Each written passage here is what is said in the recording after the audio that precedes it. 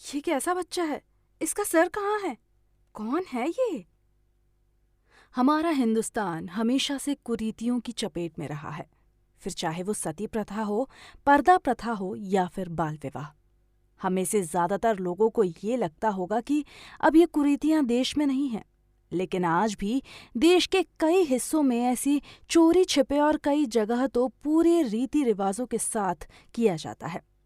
एक ऐसी कुरीति जिसे कहते हैं बलि। नमस्कार दोस्तों, मैं हूं दीपिका और स्वागत करती हूं आपका दीपिका's फियर बॉक्स में। भारत में आज भी कई ऐसी जगह हैं जहां चोरी छिपे इंसानों की बलि दी जाती है।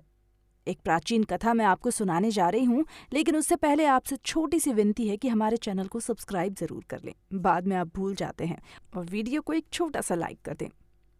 एक प्राचीन कथा के अनुसार उज्जैन के एक मंदिर में किसी जमाने में हर रोज एक इंसान की बलि दी जाती है।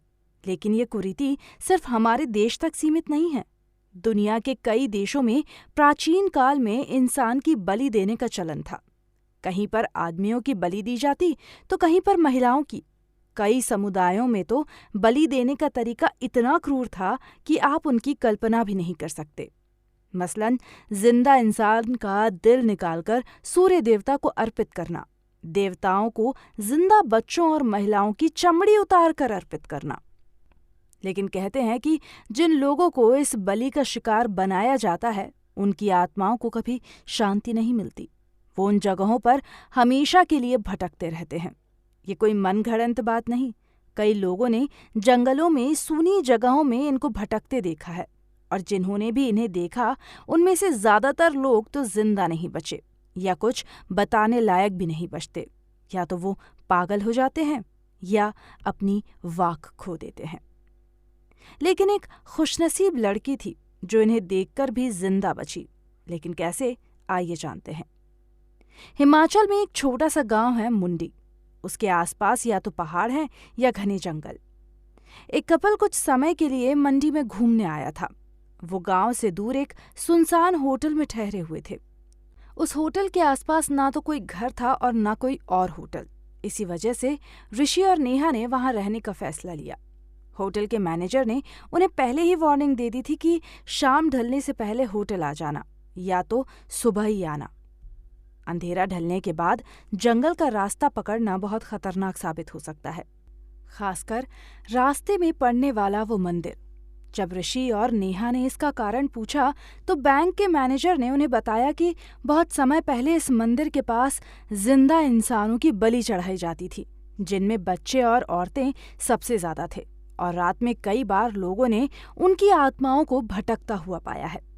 ऋषि और नेहा दोनों ही भूत प्रेतों पर विश्वास नहीं करते थे, इसीलिए जब मैनेजर ने उन्हें ये बात बताई तो वो जोर जोर से हंसने लगे और उसकी बात को अनसुना कर दिया।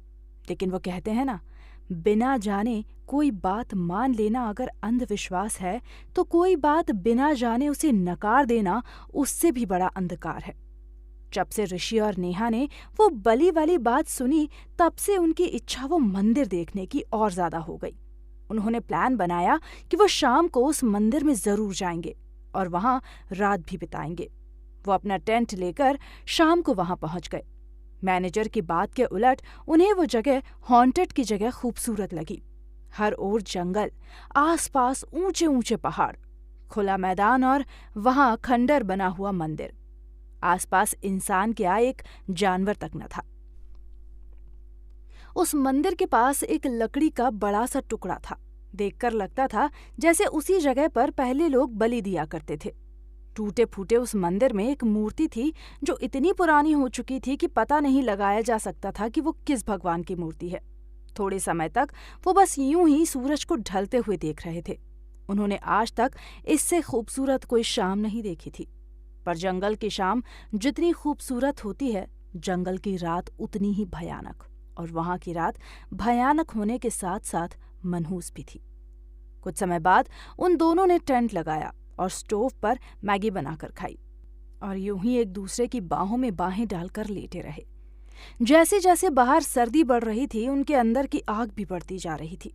सबसे पहले दोनों की सांसें एक दूसरे से मिली, फिर होंठ और फिर जिस्म का हर एक हिस्सा एक दूसरे में समा गया। कुछ देर तक वो एक दूसरे को बेतहाशा चूमते रहे। उन दोनों के जिस्मों के बीच अब कोई दीवार न थी, कपड़ों तक की नहीं। लेकिन कुछ देर बाद नेहा ने ऋषि को खुद से अलग कर लिया। नेहा नई जगह आकर कुछ नया ट्राई करना चाहती थी, इसलिए उसने अपने बैग से एक हथकड़ी निकाली और ऋषि के हाथों में थमा दी। ऋषि और नेहा ने कई इंग्लिश फिल्म्स में कपल को इस तरह प्यार करते हुए देखा था, जहां एक के हाथों में हथकड़ियां बंधी होती हैं और दूसरा शख्स उसे प्यार के साथ शरीर के कई हिस्सों में दर्द देता है। इस दर्द में एक अलग तरह का रोमांच छुपा होता है। ऋषि ने पास के पेड़ से नेहा को बांध दिया और पहले उसके बाल खींचे, फिर उसके गाल पर एक जोरदार थप्पड़ लगा दिया। नेहा दर्द से कराह उठी, लेकिन उस दर्द में एक अलग कशिश थी। फिर ऋषि ने नेहा को पलटाया और उसके कमर के नीचे के हिस्से को छूने लगा। नेहा ने पैरों को फैलाकर उसका साथ दिया। नेहा के हाथ बंधे थे, लेकिन वो ऋषि का हर काम में साथ दे रही थी। लेकिन तभी ऋषि और नेहा को उनसे थोड़ी ही दूरी पर किसी 3-4 साल के बच्चे के रोने की आवाज सुनाई दी। मानो सुनकर दोनों ही हैरान रह गए हों। उन्हें लगा शायद ये किसी जानवर की आवाज होगी जो किसी बच्चे की तरह लग रही है। लेकिन धीरे धीरे वो आवाज और तेज हो गई। ऐसा लग रहा था मानो कुछ लोगों ने किसी बच्चे को पकड़ कर रखा है और वो उसे मारना चाहते हैं और बच्चा जोर जोर से रो रहा हो। इस बार वो दोनों काफी दूर तक गए। ऋषि ने हिम्मत करके टेंट से बाहर निकलकर झांकने की कोशिश की, लेकिन उसे कोई बाहर नहीं दिखाई दिया। ऋषि वापस आने को ही था कि तभी उसे पास की झाड़ियों में कोई हलचल दिखाई दी। नेहा के लाख मना करने के बावजूद भी ऋषि खुद को आगे बढ़ने से रोक नहीं पाया, मानो वो उस आवाज के सम्मोहन में आगे बढ़ता जा रहा हो। ऋषि झाड़ियों के पास पहुंचा और दूर देखने लगा। देर होने की वजह से वो भूल गया था कि उसने नेहा के हाथ तो खोले ही नहीं थे। सामने से टेंट खुला होने की वजह से नेहा उसे देख रही थी कि वो अब वापस आ रहा है। चांदनी रात में सब कुछ साफ दिखाई दे रहा था। तब नेहा को ऋषि के पीछे कुछ दिखा। उसने इशारे से ऋषि को पलटने को कहा, लेकिन जैसे ही ऋषि पलटा, आ! ऋषि की चीख पहले बाहर निकली और फिर गले में समा गई, क्योंकि इससे भयानक मंजर उसने आज तक नहीं देखा था। उससे थोड़ी दूरी पर एक छोटा सा बच्चा खड़ा था, जिसका सर उसके शरीर से गायब था और उसकी कटी गर्दन से खून बह रहा था। खून शरीर से तो निकल रहा था, पर जमीन पर पहुंचने से पहले ही गायब हो गया था। डरा हुआ ऋषि बस बेतहाशा यहाँ वहां भागे जा रहा था। दूसरी ओर नेहा हाथ बंधे होने की वजह से भाग तक नहीं पा रही थी। वो बस डर से चिल्लाए जा रही थी। भागते हुए ऋषि बहुत दूर तक निकल आता है और यही उसकी सबसे बड़ी गलती थी। थोड़ी ही देर में उसके आसपास वैसे ही सर कटे कई शरीर घूमते हुए दिखाई देते हैं। उनमें से ज्यादातर या तो औरतें थीं या बच्चे। वो सब यहाँ वहां बस भटक रहे थे। थोड़ी देर बाद नेहा को सुनाई देता है तो सिर्फ ऋषि की चीख, मानो उसकी कई आत्माओं ने एक साथ पकड़कर जान ले ली हो।